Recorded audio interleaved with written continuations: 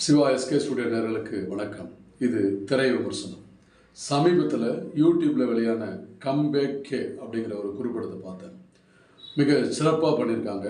என்ன கதைக்களம்னா, ஆரம்பத்தில் அங்கங்கே வெவ்வேறு பகுதிகளில் நண்பர்கள் ரெண்டு பேர் பேசிக்கிட்டே போகிறாங்க. முதல் 2 நண்பர் என்ன சொல்கிறாரு அப்படின்னா, நம்ம இந்தியன் 2 மூவிக்கு போகலாம் அப்படிங்கிறாரு. கூட இருக்கிறவர், இல்லைடா கில்லி ரீரிலீஸ் பண்ணியிருக்காங்க, சரி எதுக்காவது ஒன்று புக் பண்ணுறா போகலாம் அப்படிங்கிறாரு. நான் அதை பார்த்துக்கிறேன், நீ வண்டியை நேராக ஓட்டு அப்படின்னு சொல்லிட்டு பேசிட்டு போகிறாங்க. இன்னும் 2 ஃப்ரெண்டு வந்து கிரிக்கெட்டை பற்றி பேசுகிறாங்க.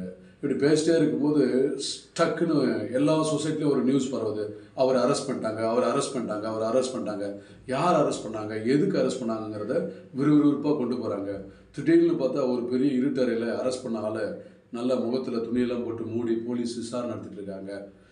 நீங்கள் ஏன் அப்படிலாம் பண்ணுறீங்க அப்படிங்கிற மாதிரி விசாரணை ஆரம்பிக்கிறாங்க. நீங்கள் யார் அப்படின்ற மாதிரி, ஐ எம் கேனா எனக்கு தெரியும், கட்டபொம்மன் அப்படிங்கிறாங்க. என்ன நடக்குதுன்னு பார்த்தா கம்பேக் கே. அந்த காலத்தில் இருந்த கட்டபொம்மன் இந்த காலத்துக்கு வந்தால் என்ன ஆகும் அப்படிங்கிறத ரொம்ப அழகாக சிறப்பாக 4 நிமிஷத்தில் சொல்லியிருக்காங்க.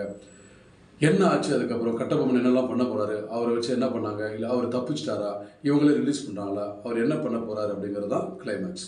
அழகாக டிஓபி பண்ணியிருக்காங்க. இதில் டிஓபி, மியூசிக்கு, டைரக்ஷன், டயலாக்ஸு, எஸ்எஃப்எக்ஸு, மியூசிக் எல்லாம் ஒரே ஆள் போட்டிருக்காரு, மிஸ்டர் யுவராஜ் பாண்டி.